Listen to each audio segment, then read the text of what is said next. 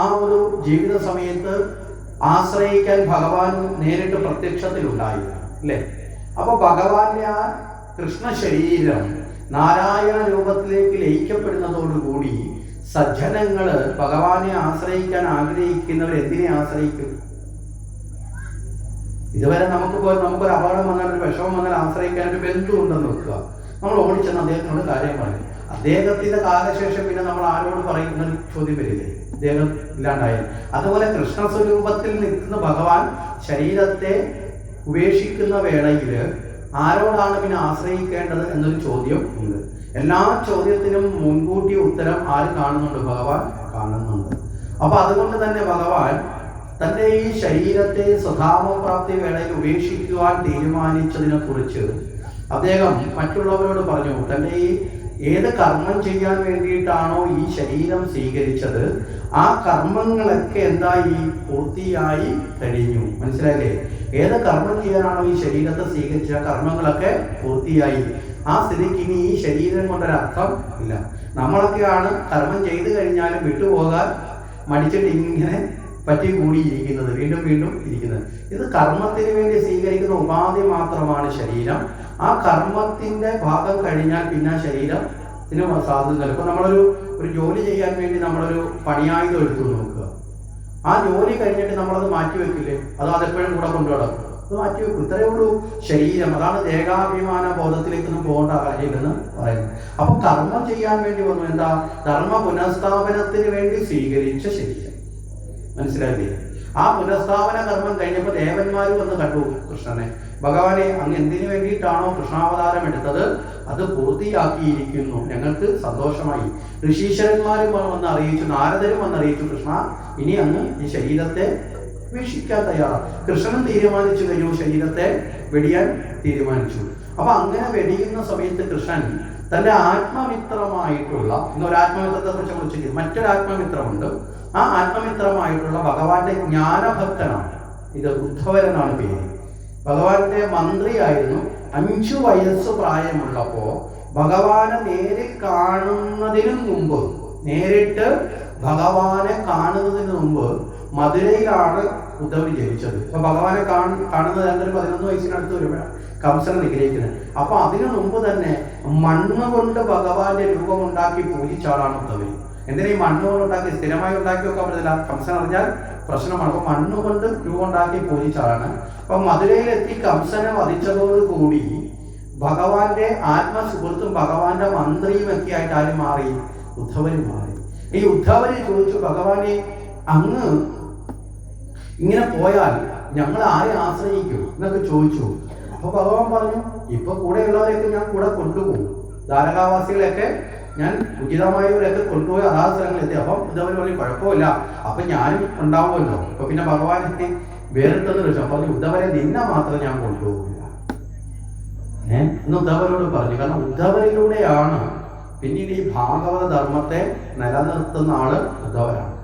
രാമായണത്തിൽ നമുക്ക് കാണാൻ സാധിക്കും, ശ്രീരാമചന്ദ്ര ഭഗവാൻ ഹനുമാന് കൊടുക്കുന്ന ഒരു അനുഗ്രഹമുണ്ട്. ഹനുമാൻ ചിരഞ്ജീവി ആയിരിക്കും. ഹനുമാൻ ഉള്ളിടത്തോളം കാലം രാമമന്ത്രവും, രാമമന്ത്രം ഉള്ളിടത്തോളം കാലം ഹനുമാനും ഭൂമിയിൽ ഉണ്ടാവും, ഭുവനത്തിൽ ഉണ്ടാവും. എന്താ ഈ അവനെ ഹനുമാൻ നിർത്തിച്ചാൽ ഹനുമാൻ ഭക്തിയുടെ പ്രതീകമാണ്. മനസ്സിലായില്ലേ? രാമമന്ത്രം ഉണ്ടാവുമ്പോൾ ഹനുമാൻ ഉണ്ടാകുമ്പോൾ ഭക്തി ഉണ്ടാവും. ഭക്തി ഉള്ളിടത്തോളം കാലം നമുക്ക് ഈശ്വരനാമവും ഉണ്ടാവും. മനസ്സിലായോ? അപ്പൊ ഇതൊരു പൂരകമായി ഹനുമാൻ നിലനിർത്തിയെന്ന് പറയും. അതേപോലെ തന്നെയാണ് ഇവിടെ ജ്ഞാനമാണ് ഇവിടുത്തെ വിഷയം. കുറച്ചുകൂടെ ജ്ഞാനസത്യത്തിൽ നിന്നുകൊണ്ട് ഉദ്ധവരെ ഈ ജ്ഞാനത്തെ പകരുവാൻ വേണ്ടി ഭാഗവത ജ്ഞാനത്തെ പകരാൻ ഭഗവാൻ ഏൽപ്പിച്ചിരിക്കുന്ന ആരെയാണ്? ഉദ്ധവരെയാണ്. ഉദ്ധവരെ എൻ്റെ കാലശേഷം, അല്ലെങ്കിൽ ഞാൻ ഈ ശരീരത്തിൽ നിന്ന് മാറിക്കഴിഞ്ഞാൽ പിന്നീട് നീയാണ് ഈ പ്രപഞ്ചത്തിൽ എന്ത് ചെയ്യേണ്ടത്? ഈ ഭഗവത തത്വത്തെ വർദ്ധിപ്പിക്കേണ്ട ചുമതല നിനക്കാണ്. അപ്പോൾ നമ്മളിലും ഒക്കെ ഇപ്പോൾ ഉദ്ധവരുണ്ട്, നിങ്ങളിലും എന്നിലും ഇപ്പോൾ ഇരിക്കുന്ന ഉദ്ധവരാണ്. നമ്മൾ ഭഗവാനെ കുറിച്ചുള്ള അറിയാനുള്ള താല്പര്യം വരുമ്പോൾ ആ ഭഗവത് ബോധത്തിലേക്ക് ഉയരുമ്പോൾ ആ ഉയർച്ചയാണ് ഉദ്ധവൻ എന്ന് പറയുന്നത്. ഉദ്ധവൻ എന്ന് പറഞ്ഞ വാക്കിനർത്ഥം എന്താ? ഉയരുക എന്നുള്ളതാണ്. മനസ്സിലായില്ലേ? അപ്പൊ നമ്മളിലെ ഉദ്ധവൻ ഉണരുന്നത് അനുസരിച്ചിരിക്കും ഭഗവാനെ നേടുന്നത് എന്നുള്ളത്. അപ്പം നമ്മുടെ ഉള്ളിലേക്ക് വസിക്കും. ഭഗവാനെ അറിയാൻ ആഗ്രഹിക്കുന്ന നിമിഷം സജ്ജനങ്ങളുടെ ഉള്ളിലേക്ക് ആരെത്തും? ഉദ്ധവർ വരും. പിന്നീട് ഉദ്ധവരാണ് അവിടെ ഇരുന്നുകൊണ്ട് നമ്മളെ ആ ഭാഗവതം കേൾക്ക് കേൾക്ക് കേൾക്കുക എന്ന് പ്രേരിപ്പിക്കുന്നവരാ ഉദ്ധവരാണ്. ആ ഉദ്ധവർ ഇങ്ങനെ പ്രേരിപ്പിക്കും. ആ പ്രേരിപ്പിച്ച് അത് മുഴുവൻ കേൾപ്പിച്ച്, മനസ്സിലായില്ലേ, നമ്മുടെ ഉള്ളിലേക്ക് ആ ഈശ്വര ഇതിലേക്ക് ഉയർത്തുന്ന ഉദ്ധവർ. അപ്പൊ ആ ഉദ്ധവരെ ഈ കാര്യം ഏൽപ്പിക്കേണ്ടതുണ്ട് എന്ന കാര്യം ഭഗവാൻ നേരത്തെ അറിയാം. പക്ഷെ ഇത് ഏൽപ്പിക്കുന്ന ഉദ്ധവര് പരിപൂർണമായി ഈ ഒരു കർമ്മം ചെയ്യണമെങ്കിൽ അതിനുള്ള യോഗ്യതയിലേക്ക് എത്തണമല്ലോ, അല്ലെ? ഏതെങ്കിലും പൂർണ്ണതയില്ലാത്ത ആളിനെ ഏൽപ്പിക്കാൻ പറ്റുമോ? ഇപ്പൊ ഹനുമാനെ ഭക്തിയുടെ കടക ഏൽപ്പിച്ചു എന്നതിന് പൂർണ്ണതയ്ക്ക് ഏറ്റവും നല്ലൊരു ഉദാഹരണം പറയുന്നുണ്ട്. ശ്രീരാമ പട്ടാഭിഷേകം കഴിഞ്ഞ് ഭഗവാൻ എല്ലാവർക്കും സമ്മാനങ്ങൾ കൊടുത്തപ്പോ ഹനുമാന് മാത്രം ഒന്നും കൊടുക്കാൻ വിട്ടുപോയി. കാരണം എന്ത് കൊടുത്താലും മതി വരാത്തത് ആർക്കാ? ഹനുമാനാണ്. അത്ര കണ്ട് ഭഗവാന് ദാസനായി നിന്ന ആളാണ് ആര്? ഹനുമാൻ. ഹനുമാന് ഒടുവില് തനിക്ക് ഏറ്റവും ഇഷ്ടപ്പെട്ട ഒരു വൈഡൂര്യ മാല സീതയുടെ കരുത്തിൽ കിടന്നത് വാങ്ങി കൊടുത്തു. ഹനുമാൻ അത് മേടിച്ചിട്ട് ഓരോ മണിക്കും പൊട്ടിച്ചു നോക്കി, കടിച്ചു നോക്കി, ഇല്ലേ, അതിങ്ങനെ ചിതർത്തെറിപ്പിച്ച എല്ലാവരും ദേഷ്യപ്പെട്ടു. രാമൻ ചോദിച്ചു, നീ എന്തായി കാട്ടിയത്? കാരണം രാമന് മനസ്സിലായി എന്താണെന്ന്, മറ്റുള്ളവർക്കും കൂടി അത് മനസ്സിലാവണമല്ലോ. ലക്ഷ്മണൻ അടക്കം പെട്ടെന്ന് അങ്ങോട്ട് മനസ്സിലായില്ല. ഭഗവാൻ കൊടുത്ത സമ്മാനത്തെ നിരസിച്ചതും നിരാകരിച്ചതിനും തുല്യമായിട്ട് തോന്നി. അപ്പോഴാണ് ഹനുമാൻ പറഞ്ഞത്, ഞാൻ ഇതിനെല്ലാം രാമമന്ത്രം ഉണ്ടോ എന്ന് നോക്കിയതാ. ഒരച്ചു നോക്കി രാമ രാമ എന്നാണ് ശ്രദ്ധ. അല്ല, കടിച്ചു നോക്കി രാമനുണ്ടോ? ഇല്ല, രാമനില്ലാത്ത ഒന്നും എനിക്ക് വേണ്ട. അതല്ലേ ഒരു ഭക്തന്റെ പൂർണ്ണത എന്ന് പറഞ്ഞാൽ. അപ്പൊ ചോദിച്ചു, അങ്ങനെയാണ് ഹനുമാൻ ഈ ശരീരം തന്നെ വേണ്ടാന്ന് നോക്കില്ലേ? ഹനുമാൻ പറഞ്ഞു, അതേ കണ്ടില്ലേ, ഇതിനകത്ത് ഇതേ ഉള്ളൂ. അങ്ങനെയാണ് ഒരു മാറിടം പിളർന്ന് കാണിക്കുന്ന ഒരു ഭാവം കാണിക്കുന്നത്. അപ്പൊ അത്രയില് ഭഗവാനെ പ്രതിഷ്ഠമാക്കിയ ആളാണ് ആര്? അവിടെ. അപ്പൊ അതൊരു യോഗ്യതയാണ്. അതാണ് അവിടെ ഹനുമാൻ ഭക്തിയുടെ പ്രതീകമായി നിലനിൽക്കുന്നത്. ഇപ്പൊ ഇവിടെ നമ്മൾ നോക്കുമ്പോ ഈ ഉദ്ധവര് ജ്ഞാനിയാണ്, വളരെ പണ്ഡിതനാണ്. ആ പണ്ഡിതനാണെങ്കിലും ഉദ്ധവരിൽ ഒരു ചെറിയ കുറവുണ്ട്. ഒരു നിലയിൽ പോലും നമ്മളിൽ ഞാനെന്ന ഭാവം ഉണ്ടാവില്ല. മനസ്സിലായില്ലേ? ഞാനാണ് വലിയ അറിവുള്ള ആളെന്ന് തോന്നിയാൽ അതും ഒരു അഹന്തയാണ്. ഞാനാണ് ഏറ്റവും സുന്ദരൻ എന്ന് തോന്നിയാൽ അഹന്തയാണ്. ഞാനാണ് നല്ല ഗായകൻ, അഹന്തയാണ്. ഞാനാണ് നല്ല ഭക്തൻ, അഹന്തയാണ്. മനസ്സിലായില്ലേ? ഞാൻ ഏറ്റവും നല്ലതാവാം, പക്ഷെ ഞാനാണ് എന്നൊരു ഉറപ്പിക്കൽ എന്തിനകത്തേക്കാണ്? അഹന്തയുടെ ഉറപ്പിക്കലാണ്. അത് മനസ്സിലായില്ലേ? ചിലരൊക്കെ ചില അമ്പലത്തിൽ എന്ന് പറയും, ആചാര്യ ഞാനിവിടുത്തെ ഏറ്റവും നല്ല ഭക്തൻ ഞാനാണ്, എന്തോ ഡിഗ്രി കിട്ടിയാണൊക്കെ പറയുന്നത്. ഞാൻ എല്ലാ ദിവസവും വരും, വീട്ടിൽ നിന്ന് പോകും, എല്ലാം പറിച്ച് വരുന്ന വഴിയിലെല്ലാം പറിച്ച് ഞാൻ ആ ഇവിടെ വന്നിരുന്ന് മാലയും കെട്ടി കൊടുത്തിട്ട് ഞാൻ വീട്ടിൽ കൊടുത്തു. സത്യത്തിൽ ആ പാവത്തുകൾ പറയുന്നത് അറിവില്ലായ്മ കൊണ്ട് പറയുന്നതാണ്. ഞാനാണ് ഏറ്റവും വലിയ ഭക്തൻ എന്ന് പറയുമ്പോൾ തന്നെ അതൊരു ഇല്ലേ പതുക്കെ പതുക്കെ എന്തായി മാറും? മറ്റുള്ളവരെക്കാൾ ഞാനെന്ന ഭാവത്തിലേക്ക് എത്തും. അപ്പൊ ഒരു നിലയിൽ പോലും നമ്മൾ എന്തിലേക്ക് വരരുത്? ഞാനെന്ന ഭാവത്തിലേക്ക് വരാൻ പാടില്ല. അപ്പൊ ഞാനാണ് ഏറ്റവും വലിയ അറിവുള്ളത്. ഭഗവാന്റെ ഭക്തന്മാരായി ഭഗവാനെ ആശ്രയിക്കുന്ന ഒരുപാട് പേരുണ്ട്, അതൊന്നും അവർക്കറിയാം. അപ്പൊ പക്ഷെ അവരിൽ എല്ലാവരിലും ഏറ്റവും ശ്രേഷ്ഠനായിട്ടുള്ളത് ആരാണ്? ഞാനാണ് എന്നൊരു ഭാവം ഉദ്ധവന്റെ ഉള്ളിൽ ഇങ്ങനെ വളരാൻ തുടങ്ങി. ഭഗവാൻ ചിന്തിച്ചു, അതെങ്ങനെ വെച്ചു കൊടുക്കാൻ പാടില്ലല്ലോ. നമ്മുടെ വീട്ടിൽ ഒരു കുഞ്ഞിന് ഏതെങ്കിലും ഒരു തെറ്റായ ശീലം വന്നാൽ ആ തെറ്റായ ആ ദുർഗുണത്തിൽ നിന്ന് അവരെ ഒഴിവാക്കി നേരായ ഗുണത്തിലേക്ക് എത്തിക്കുക എന്നുള്ളത് ശ്രദ്ധിക്കുന്ന മാതാപിതാക്കളുടെ ഉത്തരവാദിത്വമാണ്, അല്ലേ? ശരിയല്ലേ? അതുപോലെ ഗുരുനാഥന്മാരും അങ്ങനെയാണ്. അപ്പൊ ഇതുപോലെയാണ് ഈശ്വരൻ. ഈശ്വരൻ എന്ന് പറയുമ്പോൾ മാതാപിതാക്കളും ഗുരുവും ചേരുമ്പോഴാണ് ഈശ്വരനിലേക്ക് എത്തുന്നത്. മനസ്സിലല്ലേ? അതാണ് മാതാ പിതാ ഗുരു ദൈവം. അപ്പൊ ഈ 3 പേരുടെ ഗുണവും മനസ്സിലായില്ലേ? അതിലുപരിയുള്ള ഗുണവും കൂടി ആരിൽ കിട്ടും? ഈശ്വരനിൽ നിന്ന് കിട്ടും. അപ്പോ ആ ഈശ്വരൻ ആയിട്ടുള്ള ഭഗവാന് തോന്നി തന്റെ ഭക്തരിൽ എന്തുണ്ടാവുന്നത്? ഒരു തരത്തിൽ പോലും അഹന്തനാണ്. ഈ അഹന്ത വർദ്ധിച്ചു വന്നാൽ തനിക്ക് പ്രിയപ്പെട്ടവനായിട്ടുള്ള ഉദ്ധവര് നാളെ എന്നിൽ നിന്ന് അകന്നകന്നകന്നു പോകും. ഈശ്വരനിൽ നിന്ന് നമ്മളിലേക്കുള്ള അകലം എത്രയാണെന്ന് ചോദിച്ചാൽ നമ്മളെ വീട്ടിൽ നിന്ന് അമ്പലത്തിൽ വരുന്ന ദൂരമല്ല, നമ്മുടെ ഉള്ളിലുള്ള അഹന്തയുടെ ദൂരമാണ്. എത്ര കണ്ട അഹന്തയെ നമ്മൾ കുറയ്ക്കുന്നുവോ അത്ര കണ്ട് ഈശ്വരനിലേക്കുള്ള ദൂരം കുറയും. മനസ്സിലായോ? ഈശ്വരനിലേക്കുള്ള ദൂരം കുറയ്ക്കേണ്ടത് കൂട്ടുന്നതും ആര് തന്നെയാണ്? നമ്മൾ തന്നെയാണ്. അപ്പൊ ഈശ്വരനിലേക്കുള്ള ദൂരം കുറയ്ക്കാനുള്ള വഴി നമ്മളിൽ തന്നെയുള്ള അഹന്ത കുറയ്ക്കണം. അഹന്ത കുറയ്ക്കുക എന്ന് പറഞ്ഞാൽ രാവിലെ തന്നെ അഹന്ത കുറയട്ടെ, അഹന്ത കുറയട്ടെ, അഹന്ത കുറയട്ടെ എന്ന് പറഞ്ഞാണോ പറയണേ? അല്ല. എന്ത് വേണം? മനസ്സിനെ ശുദ്ധമാക്കുന്ന ജ്ഞാനപ്രവാഹമാകുന്ന ജലം കൊണ്ടും, മനസ്സിലായില്ലേ, ഭക്തിയാകുന്ന ആ അവസ്ഥ കൊണ്ടൊക്കെ കഴുകി വൃത്തിയാക്കണം. നമ്മളൊരു പാത്രം മെഴുകിയെടുക്കുന്നത് പോലെ നമ്മൾ പതുക്കെ ഒരു തവണ കഴിയാലും ചിലപ്പോൾ 2 തവണ കഴിയാലും ഇല്ലേ, അങ്ങനെ എത്ര തവണ വേണമോ അത്രയും തവണ നമ്മളിങ്ങനെ തുടർന്ന് അപ്പോൾ ചോദിക്കും കഴുകി വൃത്തിയാക്കി കഴിഞ്ഞാലോ, പിന്നെ അഴുക്ക് പറ്റും. അത് പറ്റാതിരിക്കാൻ വീണ്ടും കഴുകിക്കൊണ്ടിരിക്കണം. അങ്ങനെ കഴുകി എടുത്തുകൊണ്ടേയിരിക്കണം എന്നതുപോലെ അഹന്തയെ ഒഴിവാക്കണം. അപ്പോൾ ഉദ്ധവരിൽ അഹന്തയെ പോക്കാൻ ആര് തീരുമാനിച്ചു? ഭഗവാൻ തീരുമാനിച്ചു.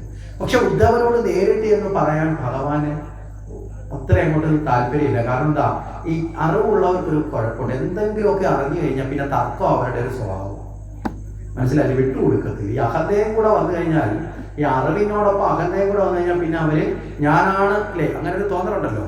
അപ്പൊ അതുകൊണ്ട് കൃഷ്ണൻ എന്ന് പറഞ്ഞാൽ കൃഷ്ണ അതങ്ങനെയല്ല, ഇതിങ്ങനെയാണ്, അങ്ങോട്ടും ഇങ്ങോട്ടും എന്ത് ചെയ്യും, ഇത് പറഞ്ഞ് തർക്കിച്ചുകൊണ്ടേയിരിക്കും.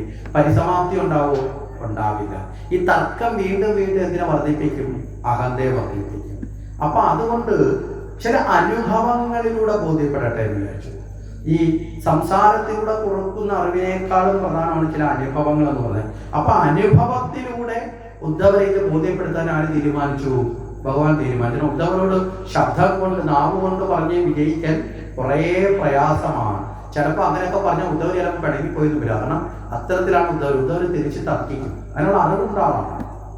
പക്ഷെ ഈ അഹന്തയുടെ കാര്യം മാത്രമാണ് ആകെയുള്ള കുറവ്. അത് പരിഹരിച്ചാൽ മതി. അപ്പോൾ ഒരു അനുഭവത്തിലേക്ക് കൊണ്ടുപോകാൻ വേണ്ടി ഭഗവാൻ ഒരു ദിവസം വളരെ വിഷാദഭാവത്തിൽ ഇങ്ങനെ ഇരിക്കുകയാണ്. അപ്പൊ ഉദ്ധവര് വന്ന് കാണുമ്പോൾ ചോദിച്ചു, എന്തേ കൃഷ്ണ, അങ്ങേ ഇന്നുവരെ ഈ വിഷാദഭാവത്തിൽ കണ്ടിട്ടേ ഇല്ല. അപ്പൊ ഇന്നെന്തേ അങ്ങേക്ക് ഇതൊരു വിഷാദഭാവം? അത് ഏത് സമയത്തും ഒരു പുഞ്ചിരി ആരുടെ മുന്നിലുണ്ടാവും? കൃഷ്ണന്റെ മാത്രം ഒരു പ്രത്യേകത, എല്ലാ സമയത്തും ഒരു പുഞ്ചിരി ഉണ്ടാവും. ഈ ഉഗ്രകർമ്മം ചെയ്യുമ്പോഴും കൃഷ്ണന്റെ ചുണ്ടില്, കംസനെ നിഗ്രഹിക്കുമ്പോഴും ഉണ്ടായിരുന്ന പുഞ്ചിരി, പൂതനയെ വധിക്കുമ്പോഴും ഉണ്ടായിരുന്ന പുഞ്ചിരി, മനസ്സിലല്ലേ? കുരുക്ഷേത്ര യുദ്ധക്കളത്തിൽ തേർതെളിക്കുന്ന കൃഷ്ണനും സദാ പുഞ്ചിരിയുടെ ഉടമസ്ഥനായിരുന്നു. മറ്റു ദേവന്മാരങ്ങനെയല്ല, ക്രോധം വരുമ്പോൾ മുഖമൊക്കെ വലിഞ്ഞു പോയി. കൃഷ്ണന് മാത്രം ഒരു നയപരമായ ഒരു ഇടപെടലുണ്ട്. ആ ഒരു മുഖഭാവം കൃഷ്ണന്റെ ഒരു പ്രത്യേകതയാണ്. ആ കൃഷ്ണനാണ് ഇവിടെ ഒരു വിഷാദഭാവത്തിൽ ഇരിക്കുന്നതായിട്ട് ആർക്ക് തോന്നി? ഉദ്ധവർക്ക്. ഉദ്ധവർ ചോദിച്ചാൽ കൃഷ്ണൻ പറഞ്ഞേ, ഒന്നുമില്ല, കുഴപ്പമൊന്നുമില്ല. അല്ല, എനിക്കറിയാലോ കൃഷ്ണ, നിന്റെ മുഖമൊന്ന് മാറിയാൽ എനിക്കറിയാം, അത്ര ഉത്തമ സുഹൃത്താണ് ഞാൻ നിന്റെ എന്ന് ഉറപ്പിക്കുകയാണ്. അവൻ നിന്റെ എനിക്കറിയാം, വേറെ ആർക്കും അറിയില്ലെങ്കിൽ എന്ന് പറയുന്നത് അവിടെയും എൻ്റേതെന്നൊരു ഭാവം അവിടെയും പൊങ്ങി വരുന്നുണ്ട്, മനസ്സിലായില്ലേ? അപ്പൊ അത്ര കണ്ട് എനിക്ക് നിന്നെ അറിയാം. ചില പറഞ്ഞില്ലേ, ഓ എന്റെ കൂട്ടുകാരനാണ്, അവന്റെ ഏതെങ്കിലും ഒരു ചലനം കണ്ടാൽ എനിക്കറിയാം എന്നൊക്കെ നമ്മൾ പറഞ്ഞപ്പോൾ തന്നെ ഇത്തരത്തിൽ പറഞ്ഞു. അപ്പൊ ഇതൊക്കെ കേട്ടിട്ട് ഭഗവാൻ പറഞ്ഞ അങ്ങനെയൊന്നുമില്ല, അല്ല എന്തോ ഉണ്ട്. അവസാനം ഭഗവാൻ യഥാർത്ഥ വിഷയത്തിലേക്ക് കടന്നു. ഭഗവാൻ ആഗ്രഹിക്കുന്നതിനാ ഉദ്ധവരിൽ നിന്ന് ഇങ്ങനെ ഉയർന്നു വരണം. അപ്പോ ഭഗവാൻ പറഞ്ഞു, ഉദ്ധവരെ, ഈ വൃന്ദാവനത്തിൽ നിന്ന് ഞാൻ ഈ മധുരയിലേക്കും ദ്വാരകയിലേക്കൊക്കെ വന്നിട്ട് കാലം കുറേയായി അല്ലേ. വൃന്ദാവനത്തിൽ നിന്ന് ഞാൻ ഈ മധുരയിലേക്കൊക്കെ വന്നിട്ട് കാലം കുറേയായി. അപ്പൊ വൃന്ദാവനത്തിൽ വെച്ചിട്ട് എന്നെ മാത്രം ആശ്രയിച്ച് സദാസമയത്തും എന്നെ പിരിയാൻ വിഷമമുള്ള കുറേ ആൾക്കാരുണ്ടായിരുന്നു. ഉദ്ധവർ കേട്ടിട്ടില്ലേ, ഗോപികമാരെന്നാണ് അവരുടെ പേര്. ഞാൻ ഇങ്ങോട്ട് പോകുന്ന സമയത്ത് തന്നെ വളരെ വലിയ ദുഃഖത്തോടുകൂടി നിറമിഴികളോടെയാണ് ഗോപികമാര് നോക്കി നിന്നത്. പക്ഷേ ഞാൻ അവരെ കണ്ട ഭാവം നടിക്കാതെ പോകുന്നത്. എന്താ കാരണം? എൻ്റെ ശീലം ഇങ്ങനെയാണ്. പക്ഷെ അവരങ്ങനെയല്ല. അവര് ഇപ്പോൾ എന്നെ കിട്ടാത്തത് കൊണ്ട്, കാണാത്തത് കൊണ്ട് ചിലപ്പോൾ അവർ അതീവ ദുഃഖത്തിലായിരിക്കും ഉള്ളത്. അപ്പൊ അത്രയും പേര് ദുഃഖത്തോടു കൂടി ഞാൻ കാരണം ദുഃഖിക്കുമ്പോൾ എനിക്കൊരു സമാധാനമില്ല മനസ്സിന്. സമാധാനം മനസ്സിന് പോയ മുഖത്തിന് സന്തോഷം കാണില്ല എന്നൊക്കെ ഭഗവാൻ ഇങ്ങനെ പറയുന്നതായിട്ട് ഉദ്ധവര് വല്ലാത്ത അവസ്ഥ. ഉദ്ധവര് ചോദിച്ചു, കൃഷ്ണ, ഇത് നീ തന്നെയാണോ പറയുന്നത്? എന്താ കാരണം? യാതൊന്നും മനസ്സിൽ ബാധിക്കാത്ത മമതയില്ലാത്ത ആളാണ് ആര്? കൃഷ്ണൻ. പക്ഷെ ആ കൃഷ്ണ നീ തന്നെയാണോ ഇത് പറയുന്നതൊക്കെ ചോദിച്ചിട്ട് പറഞ്ഞു, കൃഷ്ണനോടൊന്ന് ഉപദേശിച്ചു ഉദ്ധവര്. ഉദ്ധവരുടെ ഉള്ളിൽ നിന്ന് പറഞ്ഞു, ഉദ്ധവര് പറയുകയാണ്, കൃഷ്ണ, നിന്നെ അങ്ങനെയൊക്കെ അങ്ങ് ഉൾക്കൊള്ളാനും മനസ്സിലാക്കാനുള്ള കഴിവൊക്കെ ഈ ഗോപസ്ത്രീകൾക്കുണ്ടോ? മനസ്സിലായില്ലേ? എന്താ കാരണം? അവര് നിരക്ഷരരല്ലേ, ജ്ഞാനമില്ലാത്തവരല്ലേ, വെറും കാട്ടു സ്ത്രീകളല്ലേ. കാരണം ഈ കാടിനോട് ചേർന്നിട്ടാണ് ഈ ഗോകുലം. ഇവർ ഈ കാട്ടിലാണല്ലോ പശുവിനെയൊക്കെ മേയ്ക്കാനും ഒക്കെ വൃന്ദാവനത്തിലൊക്കെ. അപ്പം വെറും കാട്ടു സ്ത്രീകൾക്ക് തുല്യരായി ജീവിക്കുന്നവരല്ലേ. നീ അവിടെ ഉണ്ടായിരുന്നപ്പോൾ നിന്നോട് അവർ അടുത്തുണ്ടായിരുന്നപ്പോൾ ഇഷ്ടമൊക്കെ കാണിച്ചിട്ടുണ്ട്, കൂടെ നടന്നിട്ടുണ്ട്. പക്ഷെ അവര് നിന്നെയൊക്കെ മറന്ന് ജീവിതത്തിന്റെ മറ്റു വിഷയങ്ങളുടെ പുറകില് പോയിട്ടുണ്ടാവും. മനസ്സിലായില്ലേ? സാധാരണ ജീവിക്കുന്നവർ അങ്ങനെയല്ലേ, ഓരോ സമയം കഴിയുമ്പോൾ അത് മറന്ന് അടുത്തതിലേക്ക് പോകും, അതേക്ക് പോയിട്ടുണ്ടാവും. കാരണം അല്ലാതെ നിന്നെ വീണ്ടും വണ്ണം തിരിച്ചറിഞ്ഞ് നിന്നെ ഇപ്പോഴും ഓർത്തുകൊണ്ടിരിക്കാനുള്ള അത്രയും വലിയ അറിവൊന്നും ആർക്കും ഉണ്ടാവില്ല ഗോപികമാർക്ക്. അത് പറയുന്നതിന്റെ കാര്യത, എന്നെ പോലെയുള്ള ജ്ഞാനികൾക്ക് നിന്നെ മനസ്സിലാവൂ, അജ്ഞാനികളായ ഗോപസ്ത്രീകൾക്കൊന്നും നിന്നെ മനസ്സിലാവില്ല കൃഷ്ണ. ഞാൻ നിന്നെ എപ്പോഴും ഇങ്ങനെ ഉൾക്കൊള്ളുന്നത് ഞാൻ ജ്ഞാനിയായതുകൊണ്ട് അവളെ അഹന്ത ഒന്നുകൂടി എന്ത് ചെയ്തു, ഒന്നുകൂടി ഒന്ന് വളർന്നു വരാൻ തുടങ്ങി. അപ്പൊ ഭഗവാൻ പറഞ്ഞു ശരിയായിരിക്കാം, പക്ഷെ എന്നാലും അവരുടെ ഒരു സ്നേഹം ഞാൻ ഇപ്പോഴും അറിയാതെ ഓർത്തു പോകാറുണ്ട്. എവിടെ വെച്ച് കണ്ടാലും വാരി എടുത്തുകൊണ്ട് എന്നെ അത്ര കണ്ട് സ്നേഹത്തിൽ കൊണ്ടു നടക്കുന്നവരായിരുന്നു ആര്? ഈ ഗോപികമാര് എന്ന് പറഞ്ഞു. യശോദയേക്കാൾ ഭഗവാനെ വാരി മാറോട് ചേർത്തിട്ടുള്ളതാരാ? ഗോപികമാരാണ്. അപ്പൊ അവരെപ്പോഴും ദുഃഖത്തിലാണെങ്കിൽ, എന്നെ കുറിച്ച് ഓർത്ത് അവർ ദുഃഖിക്കുകയാണെങ്കിൽ പിന്നെ എനിക്കൊരു സ്വസ്ഥതയില്ല എന്നുള്ള മനസ്സിലൊരു ഇത് വരുന്നില്ല എന്നാ പറഞ്ഞു.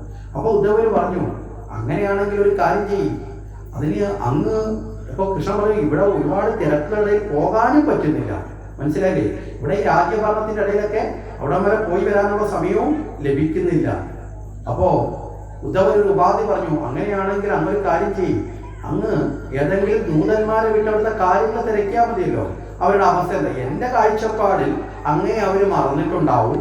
അവർ മറന്നു എന്ന് മാത്രമല്ല, ഇപ്പൊ വേറെ ആരെങ്കിലും കളിക്കാനും കൂട്ടുകൂടാനും ആരെങ്കിലും കിട്ടിയിട്ടുണ്ടെങ്കിൽ അവരെ കൂടെ കളിച്ച് കൂട്ടുകൂടി നടക്കുന്ന രീതിയാണ് ആർക്കുള്ളത്? ഈ ഗോപികമാരുടെ സ്വഭാവം അങ്ങനെ ആയിരിക്കും. അവരിപ്പോ കൃഷ്ണന് പകരം വേറെ ആരെങ്കിലും കിട്ടിയിട്ടുണ്ടാവും, അവരെ കൂട്ടത്തിൽ ഓടിച്ചാടി കളിക്കുകയായിരിക്കും ചെയ്യുന്നത് എന്ന് പറഞ്ഞു. അപ്പോൾ അതിനല്ലെങ്കിൽ ഒരു കാര്യം അങ്ങനെ ദൂതനെ അയച്ചു നോക്കാം. അപ്പൊ അയാൾ പോയി കാര്യങ്ങൾ തിരക്കി വന്ന് പറയുമല്ലോ, പിന്നീട് നമുക്ക് വേണ്ട കാര്യങ്ങൾ ചിന്തിക്കാം എന്ന് പറഞ്ഞു. അങ്ങയുടെ ഈ ഭാവം എനിക്ക് ഭയങ്കര ഹൃദയത്തിൽ നൊമ്പരം ഉണ്ടാക്കുന്നു, അതുകൊണ്ട് ഈ ഭാവം വേണ്ട എന്നൊക്കെ പറഞ്ഞ് ആശ്വസിപ്പിക്കുകയാണ് ആര്? അപ്പൊ ഭഗവാനെ ആശ്വസിപ്പിക്കാനും ഞാൻ ആളാണ് എന്ന ഒരു തോന്നലും ആർക്ക് വന്നു? ഉദ്ധവർക്ക് വന്നു. മനസ്സിലല്ലേ? ഉദ്ധവരെ പലതരത്തിലാണ് ഉദ്ധവരിലെ അഹന്തയെ പുറത്തെടുക്കുന്നത്. കാര്യം എല്ലാവർക്കും ജ്ഞാനം പകർന്നു കൊടുക്കുന്നവനാരാ? കൃഷ്ണനാണ്. അപ്പൊ കൃഷ്ണനും ഒരു പ്രതിസന്ധി ഘട്ടം വന്നപ്പോ കൃഷ്ണനെ ഉപദേശിക്കാനുള്ള അറിവ് എനിക്കുണ്ട് എന്നതും കൂടി വന്നപ്പോൾ ഉദ്ധവരെന്ന് കുറച്ചുകൂടി എന്തൊക്കെയോ മഹാകാര്യം ചെയ്താണ് ആര്? ഉദ്ധവര്. അങ്ങനെ ഉദ്ധവർ ആ ഭാവത്തിലേക്ക് എത്തി നിൽക്കുകയാണ്. അപ്പൊ ഭഗവാൻ പറഞ്ഞു, ആരെയാണ് അവിടേക്ക് അയക്കുന്നത്? വിശ്വസിച്ച ഒരാളിനെ അയക്കണ്ടേ? കാരണം എന്താ, ഇവിടെ വന്ന് രാജകുമാരനായിട്ട് ഇരിക്കുന്ന താൻ ഇപ്പൊ പണ്ട് കാലത്ത് കുട്ടിക്കാലത്തെ കാമുകിമാരെ തിരക്കി നാട്ടിലെ പെണ്ണുങ്ങളെ തിരക്കി ഒരു ദൂതനെ അയച്ചെന്ന് പറഞ്ഞാൽ തിരിച്ചു വരുന്നവൻ ഇവിടെ വന്നൊരു അപവാദം പറഞ്ഞു വരുന്നില്ല, ഇയാൾ എവിടെ ഇരിക്കുന്നത്, ഇയാളെ മനസ്സ് മൊത്തം അവിടെ ഇരിക്കുന്ന ആൾക്കാരെ കുറിച്ചാണ് കാരണം എന്ന് പറയുന്നവരാണെങ്കിൽ അത് ശരിയാവില്ലല്ലോ. മനസ്സിലായില്ലേ? അപ്പൊ കാരണം സാധാരണക്കാരുടെ കാഴ്ചപ്പാടിൽ അവർ കാണുന്നത് കൃഷ്ണനും ഗോപികമാരുമായിട്ടുള്ള ബന്ധം ഒരു സ്ത്രീ പുരുഷ ഭാവനയുള്ള ബന്ധമായി തെറ്റിദ്ധരിക്കാം. പക്ഷെ ഒരിക്കലും അത് ആയിരുന്നില്ല എന്നുള്ളത് ആ ബോധമുള്ളവർക്കല്ലേ അറിയാൻ പറ്റൂ. അതുകൊണ്ട് ഒരു സാധാരണക്കാരനെ വിടാൻ സാധിക്കില്ലല്ലോ. അപ്പൊ അങ്ങനെ നോക്കുമ്പോ ഏറ്റവും ഉത്തമനായി എനിക്കിപ്പോ തോന്നുന്നത്, എനിക്ക് വേണ്ടി ഒരു ഉപകാരം അങ്ങ് ചെയ്താൽ കൊള്ളാം. കൃഷ്ണൻ ആരെ ഏൽപ്പിക്കുക? ഉദ്ധവരെ ഏൽപ്പിക്കുക. അങ്ങ് പോയി അവരെ കാണണം. കാര്യം അങ്ങ് എനിക്ക് വിശ്വസ്തനാണ്. അങ്ങ് പോയി അവരെ കാണണം. പോയി കണ്ടിട്ട് ഏതെങ്കിലും തരത്തിൽ അവരെന്നെ കുറിച്ച് ചിന്തിക്കുന്നുണ്ടെങ്കിൽ വീണ്ടും വണ്ണമുള്ള ഉപദേശം കൊടുത്ത്, അത്രയോ വെറുതെ ഒരു ദൂതനെ പോയി അയാളെ പോയി കണ്ട് കാര്യം തിരക്കിവിടുമെന്ന് പറയത്തേ ഉള്ളൂ. പക്ഷെ അങ്ങാണെങ്കിൽ എന്ത് ചെയ്യാൻ പറ്റും? അവർക്ക് വേണ്ട ഉപദേശം കൊടുത്ത് നേർവഴിക്ക് നയിക്കാനും സാധിക്കും. കാരണം അങ്ങേക്ക് അതിനുള്ള ജ്ഞാനമുണ്ടല്ലോ. മനസ്സിലല്ലേ? ഭഗവാന അത് ഒരു കുത്തൂടെ വെച്ച് കൊടുക്കണം. അങ്ങേക്ക് അതിനുള്ള ജ്ഞാനമുണ്ടല്ലോ. ജ്ഞാനിയാണെന്നുള്ള അഹന്തയിലാണല്ലോ ഇരിക്കുന്നത്. അപ്പൊ അങ്ങേക്ക് അതിനുള്ള ജ്ഞാനമുണ്ടല്ലോ. ഇതുകൂടെ കേട്ടപ്പോഴേക്കും ഉദ്ധവർക്ക് ഏകദേശം ഇതിലങ്ങ് ഇഷ്ടപ്പെട്ടു. ഉദ്ധവർ വന്ന്, കൃഷ്ണ ഞാൻ പോയിട്ട് വരാം. മനസ്സിലല്ലേ? അപ്പൊ കൃഷ്ണനും തന്റെ സഹായം വേണ്ടി വന്നു. പിന്നെ ജ്ഞാനിയാണെന്നുള്ള അഹന്ത ഒന്നുകൂടി വർദ്ധിച്ച്, മനസ്സിലല്ലേ? ഭഗവാൻ തന്നെ സർട്ടിഫിക്കറ്റ് കൊടുത്ത്, എന്താണ്? അങ്ങേക്ക് അതിനുള്ള ജ്ഞാനമുണ്ടല്ലോ. ഏത് ദുഃഖത്തിൽ കിടക്കുന്നവരെ ഉയർത്താനുള്ള ജ്ഞാനം അങ്ങേക്കുണ്ടല്ലോ. അപ്പൊ കൃഷ്ണനെ കൊണ്ട് സാധിക്കാത്ത കഴിവ് ആർക്കുണ്ടെന്നാണ് കൃഷ്ണൻ ബോധിപ്പിച്ചു കൊടുക്കുന്നത്? ഉദ്ധവർക്കൊന്നും ബോധിപ്പിക്കും. അപ്പം ഉദ്ധവർ ഇതെല്ലാം കേട്ട് തയ്യാറായി വൃന്ദാവനത്തിലേക്ക് പോകുവാൻ വേണ്ടി തയ്യാറെടുക്കുമ്പോൾ ഭഗവാൻ അല്പ കുസൃതി കൂടെ കാട്ടി. ഭഗവാൻ തന്റേതായ രീതിയിൽ ഉപയോഗിക്കപ്പെടുന്ന വസ്ത്രങ്ങളും ഈ മൈപ്പീലി ചൂടിയ കിരീടം, ഇത് കൃഷ്ണന്റെ ഒരു ശീലം. കുട്ടിക്കാലത്ത് മൈപ്പീലി മുടിയിലാണെങ്കിൽ പിന്നെ കിരീടത്തിലുണ്ട്. ഇതെല്ലാം കൂടി എന്ത് ചെയ്തു? ഉദ്ധവരുടെ തലയിൽ വെച്ചു കൊടുത്തു. ഉദ്ധവർ അവിടെ പോകുമ്പോൾ എന്തായാലും എൻ്റെ ആളല്ലേ, അപ്പൊ എൻ്റെതായ ചില സാധനങ്ങൾ ഇരിക്കട്ടെ എന്ന് പറഞ്ഞ് അവിടേക്ക് യാത്രയാക്കി. അപ്പൊ അപ്രകാരം അവിടേക്ക് യാത്ര തിരിക്കുകയാണ് ഉദ്ധവര്. ഈ ഉദ്ധവരുടെ ഒരു രൂപത്തിനൊരു പ്രത്യേകതയുണ്ട്. ഈ കുട്ടിക്കാലം മുതലേ കൃഷ്ണനെ നനച്ച് പ്രാർത്ഥിച്ച് വളർന്ന ആളാണ് ഉദ്ധവർ. നമ്മൾ പറഞ്ഞല്ലോ. അതുകൊണ്ട് തന്നെ ഒരു സാരൂപ്യഭാവമുണ്ട്. കൃഷ്ണനെ ഉദ്ധവരെ ഒറ്റ നോട്ടത്തിൽ കണ്ടാൽ തിരിച്ചറിയില്ല. രണ്ടുപേരും ഒരേ കണക്കിരിക്കുക. ഈ നനച്ച് അതായി ഭവിപ്പതുണ്ട് എന്നൊരു തത്വമുണ്ട്. നനച്ച് അതായി ഭവിക്കും എന്നൊരു തത്വം. അതിനാണ് ഈ 24 ഗുരുക്കന്മാരുടെ ചരിത്രം പറയും. വേട്ടാവളിയൻ എന്ന് പറയുന്ന ഈ മണ്ണ് കൊണ്ട് നമ്മൾ ഈ ഭിത്തിയിലൊക്കെ ഉണ്ടാകുന്ന ഒരു പ്രാണിയുണ്ടല്ലോ, അതിന്റെ ഒരു ഭാഗം പറയുന്നുണ്ട്. ഈ വേട്ടാവളിന്റെ യഥാർത്ഥ കുഞ്ഞല്ല അടുത്ത വേട്ടാവളിനാവുന്നത്. എവിടുന്നെങ്കിലും ഒരു പുഴുവിനെ കൊണ്ടുവന്ന് കൂട്ടിലിട്ടിട്ട് ഈ ഒറിജിനൽ വേട്ടാവളിയും കാവലിരിക്കും. ഇതിനെ കണ്ട് ഇതിൽ നിന്ന് പോകുന്ന രസം കുടിച്ചും ഇതിനെ കണ്ടും മറ്റേ പ്രാണി അവസാനം ഇതായി മാറും. ഒന്നിനെ തന്നെ നനച്ചിരുന്നാൽ അതുപോലെയായി തീരും എന്നൊരു തത്വമുണ്ട്. അതുപോലെ ആയാളാണ് ഉദ്ധവർ. അപ്പൊ ഉദ്ധവരെ കണ്ടാൽ കൃഷ്ണനെ കാണുന്ന കണക്കാ. കൃഷ്ണന്റെ കിരീടമൊക്കെ കൂടെ കിട്ടിയതോടുകൂടി ഉദ്ധവർ എന്തായി? ഒരു കൃഷ്ണനായി മാറി, ഒരു ചമഞ്ഞ കൃഷ്ണനായി മാറി. അങ്ങനെ ഉദ്ധവര് അവിടെ രഥത്തിൽ നേരെ എവിടെ എത്തി? നേരെ ഉദ്ധവര് വൃന്ദാവനത്തിലെത്തി. അപ്പം വന്നപ്പോഴേക്ക് സന്ധ്യയായി. സന്ധ്യാസമയമായതുകൊണ്ട് രാത്രി കാലത്ത് നാട്ടിലുള്ള സ്ത്രീകളുടെ എല്ലാം പോയി കാര്യങ്ങൾ തിരക്കാൻ പറ്റും. അപ്പൊ രാത്രി നേരെ നന്ദഗോപരുടെ വസതിയിൽ വസിച്ചു. നന്ദഗോപർ ഇടയ്ക്കിടയ്ക്ക് മധുരയിൽ പോകും, കൃഷ്ണനെ കാണാനൊക്കെ ആയിട്ട് പോകുന്ന ആളാണ്. അതുകൊണ്ട് നന്ദഗോപർക്ക് വളരെ കൃത്യമായിട്ട് ഉദ്ധവരെ അറിയാം. ഉദ്ധവര് കൃഷ്ണൻ വന്നതിന് തുല്യമായി തന്നെ നന്ദഗോപർ ആരെ കണ്ടു? ഉദ്ധവരെ കണ്ടു. കൃഷ്ണന്റെ സുഹൃത്തും മിത്രവും ഒക്കെയാണ്. അപ്പൊ അതുകൊണ്ട് തന്നെ മന്ത്രിയുമാണ്. ഉദ്ധവരെ സത്കരിച്ചു. അങ്ങനെ ഉദ്ധവര് കൃഷ്ണനെ കുറിച്ച് പറയുന്നതൊക്കെ ഹൃദയാനന്ദത്തോടെ ആര് കേട്ടു? യശോദയ്ക്ക് കേൾക്കാനൊരു ഭാഗ്യം. തനിക്ക് തന്റെ സ്വന്തം കുഞ്ഞായിട്ടല്ലെങ്കിൽ പോലും ആ കുഞ്ഞായി തന്നെ വളർത്തിയെടുത്ത ആ കൃഷ്ണൻ ഇന്ന് ഇത്രയും ശ്രേഷ്ഠനായി മാറിയത് കേൾക്കുമ്പോൾ ഏതൊരു മാതാപിതാക്കളും അവരുടെ മക്കള് സദ്ഗതിയിലേക്ക് നല്ല രീതിയിൽ വളരുന്നത് കാണുന്നതാണ് ആ മാതാപിതാക്കൾക്ക് ലഭിക്കുന്ന ഏറ്റവും വലിയ സന്തോഷം. മനസ്സിലായില്ലേ? ആ മക്കൾ ഏതെങ്കിലും തരത്തിൽ തെറ്റായ കർമ്മങ്ങളിലേക്കോ ദുശീലങ്ങളിലേക്കോ പോകുന്നത് ആ മാതാപിതാക്കളോട് ചെയ്യുന്ന ക്രൂരതയാണ്. ആ മാതാപിതാക്കളോട് സ്നേഹമില്ലാത്ത അവസ്ഥയിലാണ് മക്കൾ ദുശീലങ്ങളിലേക്ക് പോകുന്നത്. മാതാപിതാക്കളോട് സ്നേഹവും ബഹുമാനവുമുള്ള മക്കൾ എപ്പോഴും അവരുടെ ഉയർച്ചയിലൂടെ യഥാർത്ഥ ആനന്ദം ആർക്കാ കൊടുക്കുന്നത്? മാതാപിതാക്കൾക്കാ കൊടുക്കുന്നത്. നമ്മൾ ഈ അടുത്ത കാലത്ത് നമ്മൾ ആനുകാലിക തലത്തിൽ ചിന്തിച്ചാൽ ഈ ചെസ് കളിയിൽ ഏറ്റവും കൂടുതൽ അംഗീകാരം നേടിയ തമിഴ്നാട്ടിലെ പയ്യന്റെ പേര് ഞാൻ വിട്ടുപോയി, കൊച്ചുകുട്ടി. ആ കുട്ടി ആ ചെസ് കളിയിൽ ലോക കിരീടം നേടി ഏറ്റവും വലിയ ചെസ്സിലെ ഏറ്റവും ഇതായിട്ടുള്ള സാധാരണ കുടുംബത്തിൽ ജനിച്ച വളരെ ഒരു കൊച്ചുകുട്ടി, കാഴ്ചയിൽ പോലും ഒരു സാധാരണ ഒരു ബാലന് തുല്യമായിട്ടുള്ള കുട്ടി. സർവ്വവിധമായ രീതിയിൽ ആ കുട്ടിയെ സർക്കാർ സ്വീകരിച്ചപ്പോൾ കുട്ടി പറഞ്ഞു, ഈ സ്വീകരണം എനിക്കല്ല, എൻ്റെ അമ്മയ്ക്ക് നൽകണം എന്ന് പറഞ്ഞുകൊണ്ട് അമ്മയെ പിടിച്ച് മുന്നിലേക്ക് കൊണ്ടുവരുമ്പോഴാണ് അമ്മയുടെ മനസ്സിൽ മുഖത്ത് അലയടിക്കുന്ന ഒരു ആനന്ദ ബാഷ്പം. അത് വളരെ വലിയൊരു അനുഭവമാണ്. അതുപോലെയുള്ള അനുഭവം നമ്മുടെ മാതാപിതാക്കൾക്ക് കൊടുക്കാൻ സാധിച്ചാൽ അവരാണ് യഥാർത്ഥ മക്കളായി മാറുന്നത്. മനസ്സിലായില്ലേ? ആ തരത്തിലായി തീരണം എന്നുള്ളതാണ് തത്വം. അവിടെ അതുപോലെയുള്ള ആനന്ദം യശോദയ്ക്ക് ലഭിച്ചു. മനസ്സിലായില്ലേ? ആ ആനന്ദത്തോടു കൂടി നിന്ന് ആ രാത്രി അവർ കഴിഞ്ഞു. നേരെ വെളുത്തപ്പോൾ ഉദ്ധവര് ഈ ഗോപികമാരെ കാണാൻ തീരുമാനിച്ചു. അങ്ങനെ പ്രഭാത കർമ്മങ്ങളൊക്കെ കഴിഞ്ഞു. രാവിലെ ഗോപികമാരെ കാണാൻ വേണ്ടി തയ്യാറെടുത്ത് നേരെ നന്ദഗോപരുടെ വസതിയിൽ നിന്ന് പുറത്തേക്ക് ഇറങ്ങിയതേ ഉള്ളൂ.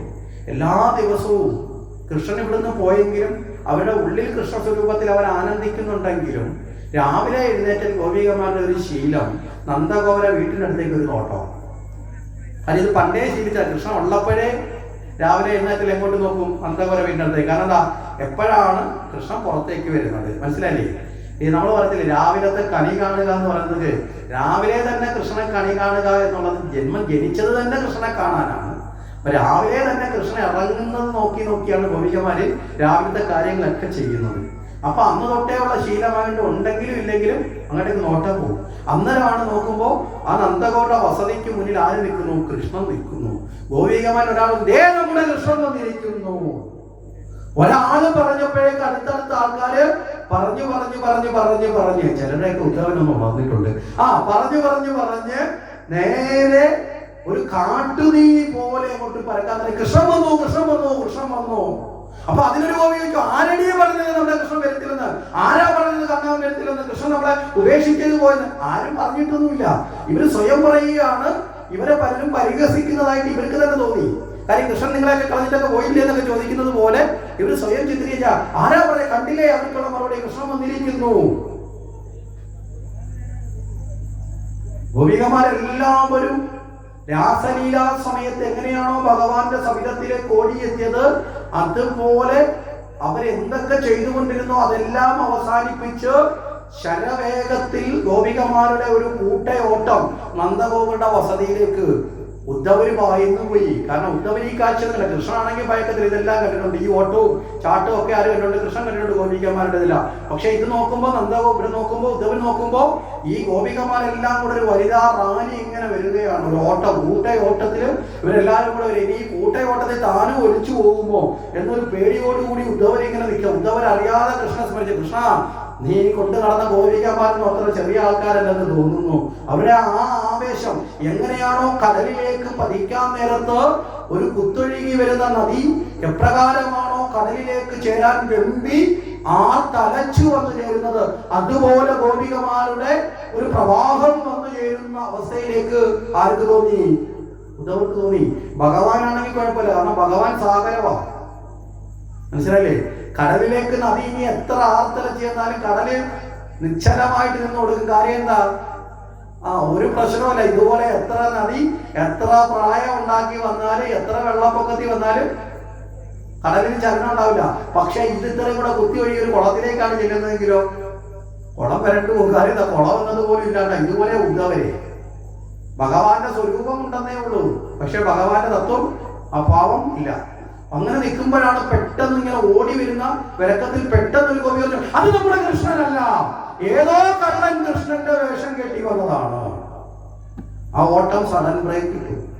കൃഷ്ണനാണെന്ന് പറഞ്ഞപ്പോ ഓടി, കൃഷ്ണനല്ല എന്ന് പറഞ്ഞപ്പോ നിശ്ചലം നിന്നു. ഇത് നമ്മുടെ കൃഷ്ണനേ അല്ല.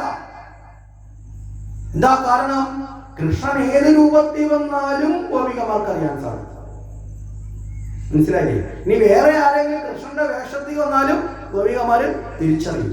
അത്ര കണ്ട് കൃഷ്ണനിൽ ലയിച്ചവരാണ് ഗോപികമാര്. വേറിട്ട് നിൽക്കുന്നവർക്കല്ലേ അതിന്റെ മാറ്റം ഉൾക്കൊള്ളാൻ പറ്റത്തുള്ളൂ. പക്ഷെ ഇത് കൃത്യമായി തിരിച്ചറിയും ഗോപികമാർ. അപ്പൊ ഉടനെ തന്നെ ഇവര് പരസ്പരം അങ്ങനെ ഒരുത്തിലൂടെ വരാൻ ധൈര്യവും, നമ്മളിടയിൽ വന്ന് കൃഷ്ണന്റെ വേഷം കെട്ടി നമ്മളെ പറ്റിക്കാൻ ഒരുത്തിന് ധൈര്യവും. അങ്ങനെയാണെങ്കിൽ ആ കള്ളനെ കയ്യോടെ പിടിക്കണം. അവൻ ഇത്തരത്തിൽ വരാൻ ആരാണ് അവനെ വിട്ടത്? എന്തിനാണ് അവൻ വന്നത്? അങ്ങനെ വരാനുള്ള ധൈര്യം അവൻ എവിടുന്ന് കിട്ടി? അങ്ങനെ നമ്മളെ പറ്റിക്കാൻ വേണ്ടിയിട്ട് വന്നിട്ടുണ്ടെങ്കിൽ നമ്മൾ ആരാന്ന് കാട്ടിക്കൊടുക്കണം. ഗോപികമാർ ഓടി വന്നങ്ങ് വളഞ്ഞു കൃഷ്ണയുടെ ആരെ? ഉദ്ധവരെ. അപ്പോഴേ ചോദ്യങ്ങളെ കൊണ്ട് തുടങ്ങി. ഒരാളും രണ്ടുപേരുമല്ല, നൂറുകണക്കിന് പേര് ചുറ്റും വളഞ്ഞു നിന്നുകൊണ്ട് ഒരു പരസ്യ വിചാരണ, ആൾക്കൂട്ട വിചാരണ എന്നൊക്കെ പറയുമല്ലോ, അതുപോലൊരു വിചാരണയിൽ ആര് വിട്ടു? ഉദ്ധവര്. നീ ആരടാ കള്ള? നീ എവിടെ നിന്ന് വരുന്നു? നിന്നെ ആരയച്ചു? നിന്റെ ധാരണ എന്താ? ഞങ്ങൾ ആരാണെന്ന് പറഞ്ഞിട്ടാ ഞങ്ങളെ പറ്റിക്കാൻ പറ്റുമോ? ഇങ്ങനെ ഒരേ സമയത്ത് ഇതെല്ലാം കൂടെ വന്നാൽ ഉത്തരം പറയാൻ പറ്റുമോ? മനസ്സിലായില്ലേ? ഒരാളും ഇത് ചോദിക്കാനേ പറയാം. ഇത് ഓരോരുത്തരും അവരവർക്കുള്ള ചോദ്യങ്ങളെല്ലാം ഒരേ സമയത്താണ് വരുന്നത്. ഉദ്ധവർ ഇതെല്ലാം കേട്ടിട്ട് ആകെ എന്തു പറയണമെന്ന് ആർക്കറിയില്ല, ഉദ്ധവർക്കറിയില്ല. ഈ ചോദ്യങ്ങളിടയിലൂടെ ചിലർ നുള്ളാനും പിച്ചാനും ഇടിക്കാനും ഒക്കെ തുടങ്ങി. മനസ്സിലായില്ലേ? അവര് കൈയേറ്റവും കൂടെ തുടങ്ങി, നുള്ളാനും പിച്ചാനും ഇടിക്കാനും ഒക്കെ തുടങ്ങി. ഉദ്ധവര് കൈ എടുത്ത് ഇതിനിടയിലൂടെ, ഈ ബഹളത്തിനിടയിലൂടെ എടുത്ത് മുകളിലേക്ക് ഉയർത്തിക്കൊണ്ട് ഉദ്ധവര് ഗോപികമാരെ മുമ്പിൽ തൊഴുതേണ്ട അവസ്ഥയിലെത്തി. കാരണം രക്ഷപ്പെടാൻ വേണ്ടിയിട്ടാണെങ്കിൽ പോലും കൈ കൂടെ, ഞാൻ നിങ്ങളുടെ കൃഷ്ണനല്ല. ഇവര് ചോദിക്കുന്നുണ്ട്, നിന്നോട് ആര് പറഞ്ഞു കൃഷ്ണവേഷം കെട്ടാൻ? നീ എന്താ വിചാരിച്ചത്? വേഷം മാറി വന്നാൽ ഞങ്ങൾ അറിയില്ല എന്ന് വിചാരിച്ചു. ഞങ്ങളുടെ കൃഷ്ണൻ ഏത് വേഷത്തിൽ വന്നാലും ഞങ്ങൾ കറക്റ്റായിട്ട് അറിയും. മനസ്സിലായില്ലേ? മറ്റേത് വേഷം കെട്ടിയാലും ഞങ്ങൾ പറയും കൃഷ്ണ നീ വേഷം കെട്ടണ്ടെന്ന് പറയും. ഇനി വേറെ ആരെങ്കിലും കെട്ടി വന്നാലും ഞങ്ങൾ വഞ്ചിക്കപ്പെടില്ല. അത്ര ശുദ്ധകളാണ് ഞങ്ങളെന്ന് അവർ പറയുകയാണ്. അപ്പോഴാണ് പറയുന്നത്, ഞാൻ നിങ്ങളുടെ കൃഷ്ണനല്ല, പക്ഷേ ഞാൻ കൃഷ്ണൻ പറഞ്ഞിട്ട് വന്നതാണ്. മനസ്സിലായില്ലേ? ഞാൻ നിങ്ങളുടെ കൃഷ്ണനല്ല, പക്ഷേ കൃഷ്ണൻ പറഞ്ഞിട്ട്. അതോടുകൂടി ഗോപികമാര് കൈകൂപ്പി. എന്താ കാരണം? കൃഷ്ണൻ പറഞ്ഞിട്ട് വന്ന ഒരാളിനെ പിന്നെ അപമാനിച്ചാൽ ആരെ അപമാനിച്ചതിന് തുല്യമാവും? കൃഷ്ണനെ അപമാനിച്ചതിന് തുല്യമാവും. അപ്പൊ കൃഷ്ണൻ പറഞ്ഞിട്ട് വന്നതാണെന്ന് പറഞ്ഞപ്പോ കൈകൂപ്പി. എന്തേ കൃഷ്ണൻ പറഞ്ഞത്? ഞങ്ങളോട് എന്താണ് കൃഷ്ണൻ പറയാൻ പറഞ്ഞത്? പറയൂ എന്ന് പറഞ്ഞ് അത് ബാബ പറഞ്ഞു. നിങ്ങൾക്കറിയാലോ, കൃഷ്ണൻ ഇപ്പോ മധുരയിലെ രാജാവാണ് അല്ലെ. അദ്ദേഹം ആ രാജാവായിരിക്കുന്ന അദ്ദേഹവും നിങ്ങളും തമ്മിൽ വലിയ അന്തരമുണ്ട്. നിങ്ങൾ സാധാരണ സ്ത്രീകളാണ്, നിങ്ങൾ ഗോപസ്ത്രീകളാണ്. നിങ്ങൾക്കാണെങ്കിൽ സാധാരണ ജീവിതത്തിന്റെ ഭാഗമേ അറിയുള്ളൂ. കൃഷ്ണനാണെങ്കിൽ രാജാവ് എന്ന നിലയിൽ എല്ലാത്തിൻ്റെയും ഉടമസ്ഥനാണ്. അപ്പൊ ആ നിലയിലുള്ള കൃഷ്ണൻ ഒരിക്കലും നിങ്ങൾക്ക് നേടാനോ കൃഷ്ണനെ നിങ്ങൾക്ക് കിട്ടാനോ പോകുന്നില്ല. ഇങ്ങനെയൊക്കെ പറഞ്ഞ ചോദിച്ചു, കൃഷ്ണനെ കിട്ടാതെ പോകുന്നില്ല, നീ എന്തിനാ ഞങ്ങളോട് പറയണേ? കൃഷ്ണനെ എന്നേ ഞങ്ങൾക്ക് കിട്ടി. മനസ്സിലായില്ലേ? ഇവിടെ രാസലീല അടക്കമുള്ള അപഹരണം കഴിഞ്ഞ് രാസലീല അടക്കമുള്ള ജ്ഞാനവർദ്ധനവ് കഴിഞ്ഞിട്ടാണ് കൃഷ്ണൻ പോയിരിക്കുന്നതെന്നും ആർക്കറിയില്ല, ഉദ്ധവർക്കറിയില്ല.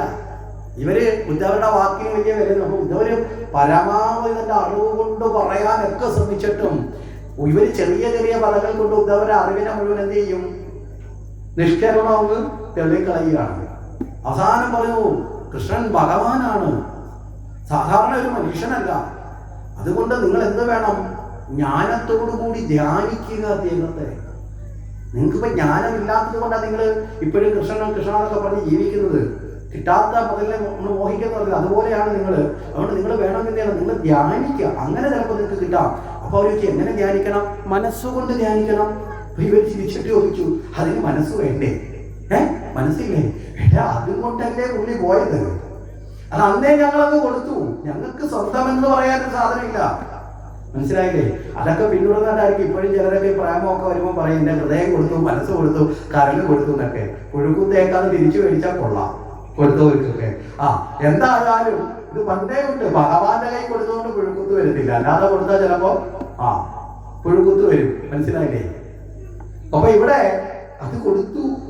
ആരെ കയ്യില്? കൃഷ്ണന്റെ കയ്യിൽ. എപ്പോഴാ? വെണ്ണാഭകരണത്തോടു കൂടി തന്നെ ഞങ്ങളുടെ എല്ലാം മനം ആര് കവർന്നു? കൃഷ്ണൻ കവർന്നു. ഇനി മനസ്സ് കവർന്നു എന്ന് മാത്രമല്ല, ഞങ്ങളുടെ ദേഹത്തെയും പുള്ളി കവർന്നു. അതെപ്പോഴാണ്? വസ്ത്രാഭകരണത്തോടുകൂടി ദേഹാഭിമാന ഭോഗം നോക്കി. പിന്നെ ഞങ്ങളുടെ ആത്മാവിനെ പുള്ളി അന്നേ ലയിപ്പിച്ചു. എപ്പോഴാ? രാസലീലയിൽ ലയിപ്പിച്ചു. ഉദ്ധവർക്ക് മനസ്സിലായി തന്റെ വലിയ പാണ്ഡിത്യം കൊണ്ടൊന്നും ആരുടെ അടുത്ത് കാര്യമില്ല, ഗോപികമാർക്ക് കാര്യമില്ല. കാരണം ഗോപികമാരിൽ നിറഞ്ഞു നിൽക്കുന്ന കൃഷ്ണരസം ഉദ്ധവർക്ക് മനസ്സിലായി. ഇവിടെ എന്താണ് ഉദ്ധവരോട് ഗോപികമാർ ചോദിച്ചതിന്റെ അർത്ഥം? ഉദ്ധവർ ഇവിടേക്ക് വരുമ്പോ കൃഷ്ണനോട് പറഞ്ഞിട്ട് വരുന്ന എന്താ? ഗോപികമാര് സാധാരണ സ്ത്രീകളാണ്, അവർക്ക് അങ്ങേ മനസ്സിലാക്കാനുള്ള വലിയ വിശാലതയും ശുദ്ധിയും ജ്ഞാനമൊന്നും ഇല്ലെന്നൊക്കെയല്ലേ പറഞ്ഞേ. അതിനുള്ള മറുപടിയാണ് ഗോപികമാർ തുടക്കത്തിൽ തന്നെ പറഞ്ഞത്. കൃഷ്ണൻ ആരുടെ വേഷം ധരിച്ചു എന്നാലും ഞങ്ങളറിയും. ഇനി കൃഷ്ണന്റെ വേഷം ആര് ധരിച്ചു എന്നാലും ഞങ്ങളറിയും. ഇത് എവിടേക്ക് പോകണം എന്ന് പറയുന്നത് ഉത്തരം കിട്ടണമെങ്കിൽ രാമായണത്തിലെ രാമാവതാരത്തിലേക്ക് പോകണം. രാമാവതാര കാലത്ത് സീതാദേവിയെ മനസ്സിലായില്ലേ നേടാൻ വേണ്ടി രാവണനോട് ആരോ പറഞ്ഞു കൊടുത്തു, ശ്രീരാമന്റെ വേഷം കെട്ടി ചെന്നാൽ മതി എന്ന് പറഞ്ഞു. അപ്പൊ രാവണൻ ശ്രീരാമന്റെ വേഷമൊക്കെ ധരിച്ച് യുദ്ധം ജയിച്ച് രാവണനെ വധിച്ചാണ് ഞാൻ വരുന്നതെന്ന് കാട്ടിക്കൊണ്ട് എന്ത് ചെയ്തു? സീതയെ സ്വന്തമാക്കാൻ വേണ്ടി ചെന്നു. കാരണം രാമനാണെന്ന് പറഞ്ഞ് സീത പശമ്പതയായി തീരും എന്നുള്ളത്. അപ്പൊ നമ്മൾ വിചാരിക്കും രാവണൻ ഇത്ര ശ്രേഷ്ഠനായതുകൊണ്ടാണോ സീതയെ യാതൊരു തരത്തിലും ബലം ഉപയോഗിച്ച് വശംവതയാക്കാത്തെന്ന് വെച്ചാൽ അതുകൊണ്ടല്ല. രാവണൻ യഥാർത്ഥത്തിൽ ഒരു ശാപമുണ്ട്. സ്ത്രീയുടെ ഇഷ്ടം കൂടാതെ സ്ത്രീയെ പ്രാപിച്ചാൽ രാവണൻ നശിക്കാതെ മരിക്കും. മനസ്സിലായില്ലേ? അതുകൊണ്ട് മാത്രമാണ് രാവണൻ ഈ സീതയെ തടവിൽ കൊണ്ടുവച്ചിട്ടും സീതയുടെ ദേഹത്ത് തൊടാൻ ആരും മടിക്കുന്നത്? രാവണൻ മടിക്കുന്നത്. ഇപ്പൊ ചിലർ ഈ രാവണനാണ് വലിയ ആളെന്നൊക്കെ പറഞ്ഞ് പ്രചരിപ്പിക്കുന്നവര് കണ്ടില്ലേ, രാവണൻ സ്ത്രീയുടെ ഇഷ്ടം കൂടാതെ സ്ത്രീയെ തൊട്ടിട്ടില്ല. അങ്ങനെയാണെങ്കിൽ തട്ടിക്കൊണ്ടുപോകേണ്ട ആവശ്യമില്ല. ഈ വളച്ചൊടിക്കുന്ന ആൾക്കാർ ഇന്നുണ്ട്. ഇപ്പൊ രാവണനാണ് താരം, രാവണന്റെ എങ്ങനെയാണ് അവതരിക്കുക, എന്റെ മാതൃക രാവണനാണ്, അതുകൊണ്ട് അതിനകത്തേക്ക് ഇങ്ങനെ നമ്മുടെ നാട്ടിൽ അതിനൊക്കെ വഴി എവിടം വരെ എത്തിയെന്ന് വെച്ചാൽ ഈ നല്ല മഹാകവികളൊക്കെ ജീവിച്ച നാട്ടില് മനസ്സിലായില്ലേ, ഇന്ന് അത്തരം ഗാനങ്ങളും കവിതകളും ഒക്കെ അതിൻ്റെ അംഗീകാരങ്ങളും ഒക്കെ ഏത് തലത്തിലേക്ക് എത്തി എന്നൊക്കെ നമ്മൾ മനസ്സിലാക്കിയാൽ മതി. ഇന്നത്തെ സമൂഹത്തിന് കൊടുക്കുന്ന നമ്മുടെ ഭരണകൂടമൊക്കെ കൊടുക്കുന്ന റോൾ മോഡൽ എന്നൊക്കെ പറഞ്ഞാൽ കഞ്ചാവ് MDMA അടിക്കുന്നതൊക്കെയാണ് റോൾ മോഡൽ. മനസ്സിലായില്ലേ?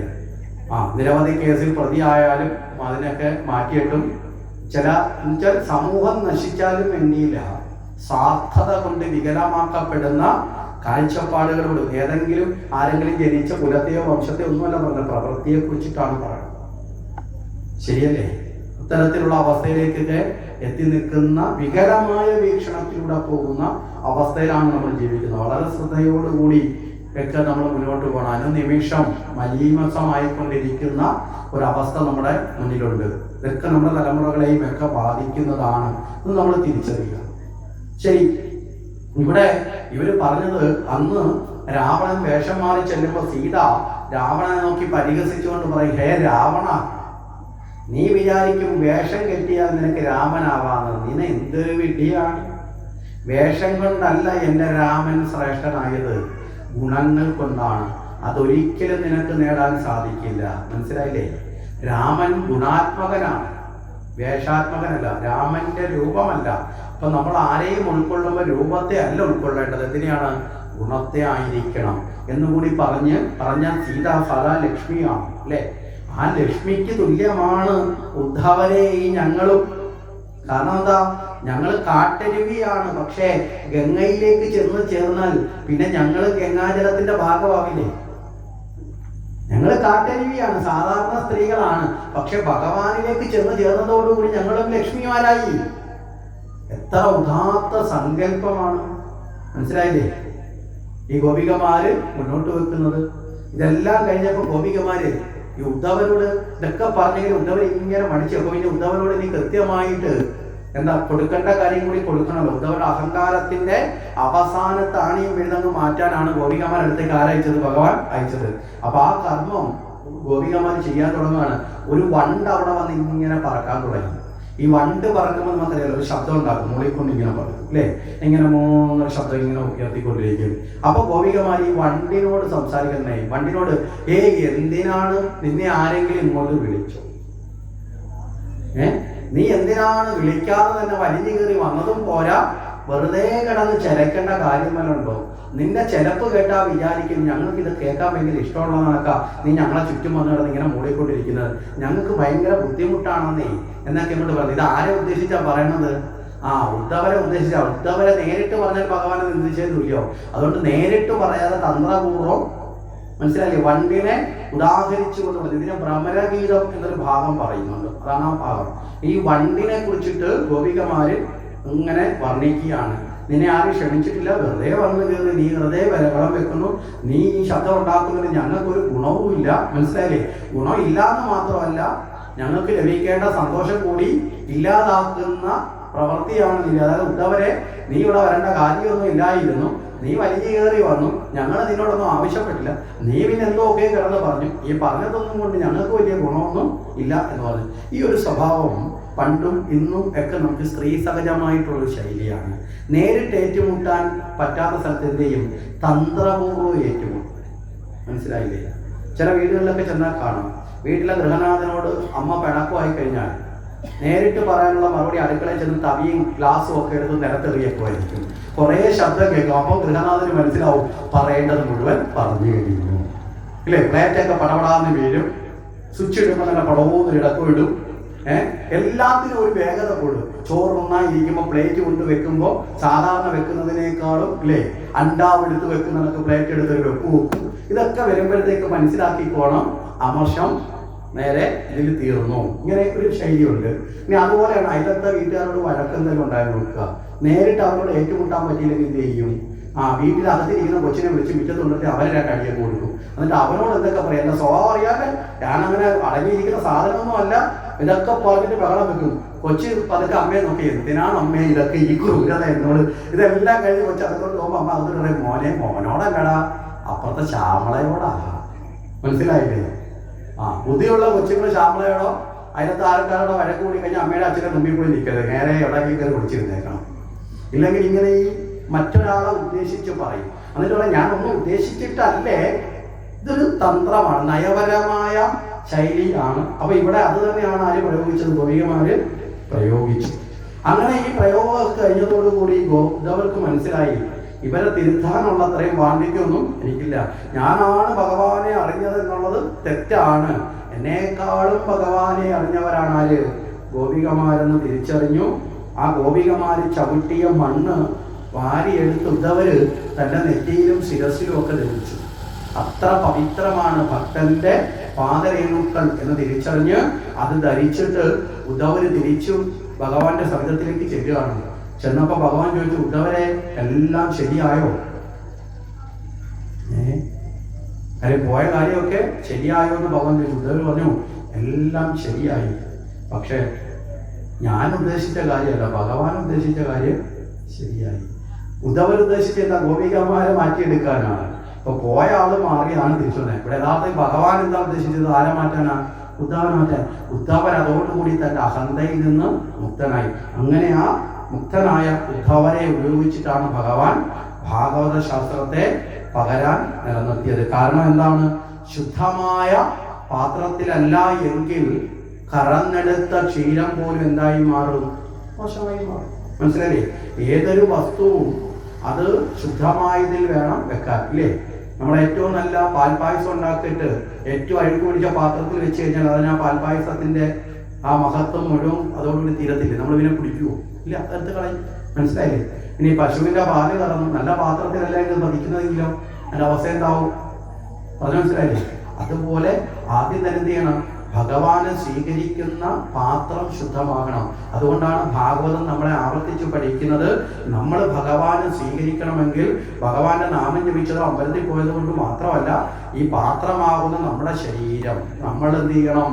നമ്മൾ ശുദ്ധമായി മാറണം. മനസ്സിലായില്ലേ? നമ്മൾ ശുദ്ധമായി മാറുമ്പോഴാണ് അതിലേക്ക് സ്വയം ആര് വന്നു ചേരും? ഭഗവാൻ വന്നു ചേരും. അങ്ങനെ വന്നു ചേരുന്ന ഭഗവാൻ നിന്നാണ് നമുക്ക് സദ്ഗതി അല്ലെങ്കിൽ സദ്ഗുണങ്ങൾ ഉണ്ടാവുന്നത്. ശുദ്ധമായ പാത്രത്തിലല്ലാതെ ഭഗവാനെ നിർബന്ധിച്ച് വിളിച്ചു വരുത്തുന്നവരാണ് അസുരന്മാര്.